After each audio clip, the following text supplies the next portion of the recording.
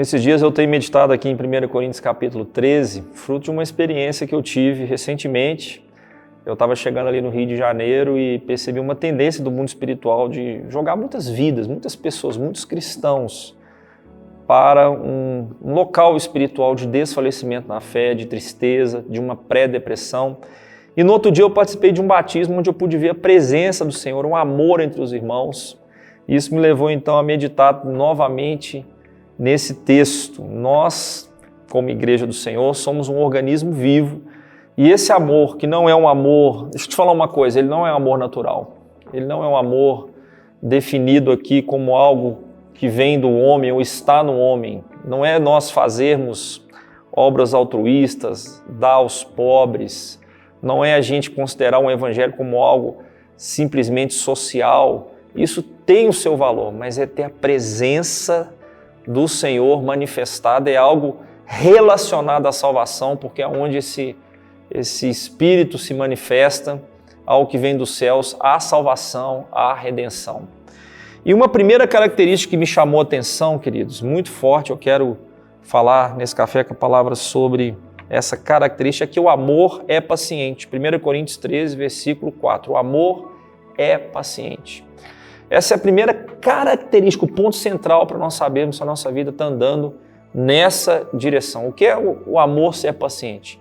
É quando nós somos atacados, é quando nós somos afligidos com alguma coisa, é quando nós somos perseguidos, é quando as palavras vêm contra as nossas vidas. Nós temos a condição em Deus de termos uma reação correta, uma reação, no Espírito, vamos assim dizer.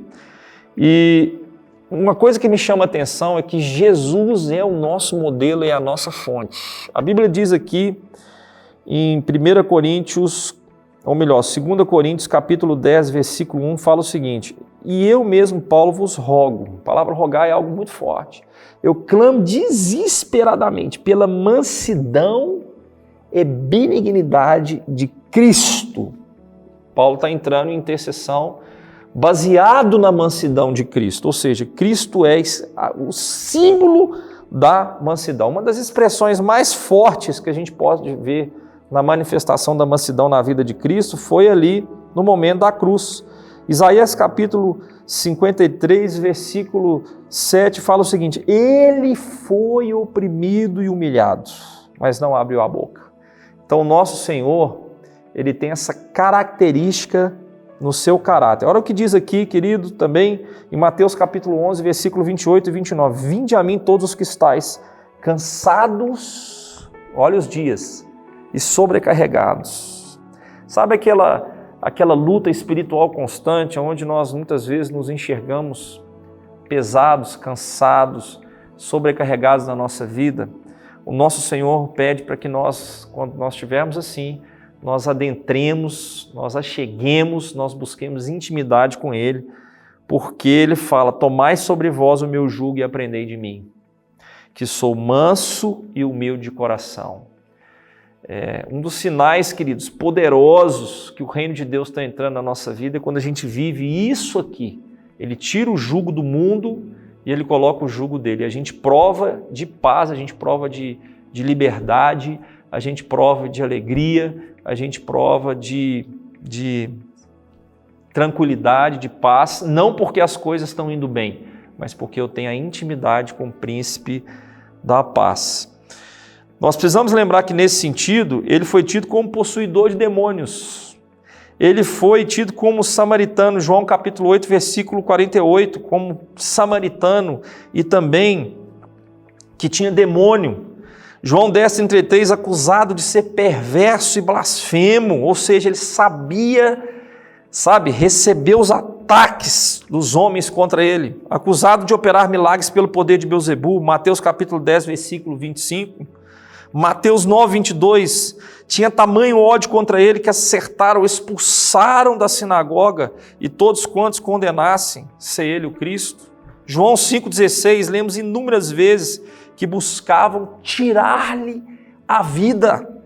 Mais que isso, Lucas 4, 28 a 30, em Nazaré, o rejeitaram, os mais próximos, aqueles que eram da sua cidade, o rejeitaram. Várias vezes tentaram apedrejá-lo, João capítulo 11, versículo 8. Mateus 26, 14 a 16, Judas o traiu. Judas o traiu.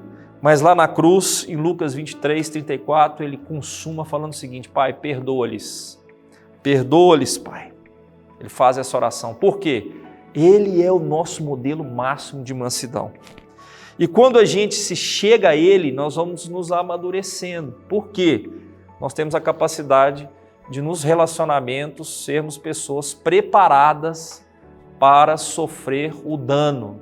Uma igreja madura, um cristão maduro é aquele que está preparado para sofrer o dano.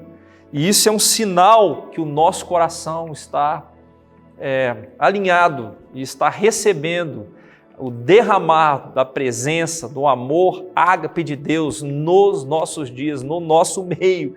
A nossa luta, irmãos, não é contra os nossos irmãos, a nossa luta não é contra os nossos semelhantes, a nossa luta é contra principados e potestades. E nesses dias, como uma proteção para a nossa vida, esse amor precisa fluir no nosso coração. Nós devemos, então, ter a condição, quando nós andamos no Espírito, de suportar as injúrias sem nos vingar. Nós devemos ter condição de suportar as nossas emoções, sabe? E permitir que esse amor flua. Nós devemos ter condição de suportar com calma, serenidade, equilíbrio emocional, tudo aquilo que tem se levantado contra nossa vida. Nós devemos suportar. No mundo espiritual significa perder. Ou melhor, no natural é perder, no espiritual, quando a gente perde, a gente ganha. Então, queridos, eu quero falar aqui para a comunidade cristã da Zona Sul, que tudo aquilo que tiver nossa condição de preservar a comunhão, tudo aquilo que tiver na nossa condição de nós abrirmos mãos de nós mesmos, tudo aquilo que tiver na nossa condição de nós sofrermos o dano, tudo aquilo que tiver na nossa condição de nós nos suportarmos uns aos outros, isso vai promover um efeito muito significativo, que vai significar uma proteção nas nossas vidas, Eu quero ler aqui uma frase do Jonathan Edwards sobre isso. Portanto, não age sabiamente quem permita ser tumultuado pelas injúrias que sofre, pois uma pessoa sábia só espera desse mundo mais ou menos injúrias e se prontifica em recebê-las e numa atitude paciente se prepara para suportá-las. Que eu, que você, que nós, pela comunhão com o Espírito, possamos nesses dias contribuir com isso, quando nós deixamos o Espírito Santo nos governar. Essa é uma realidade que através desse governo manifestado no reino de amor, vai derramar sobre a nossa vida muita graça, muito favor, um amor muito grandioso. Que Deus te abençoe.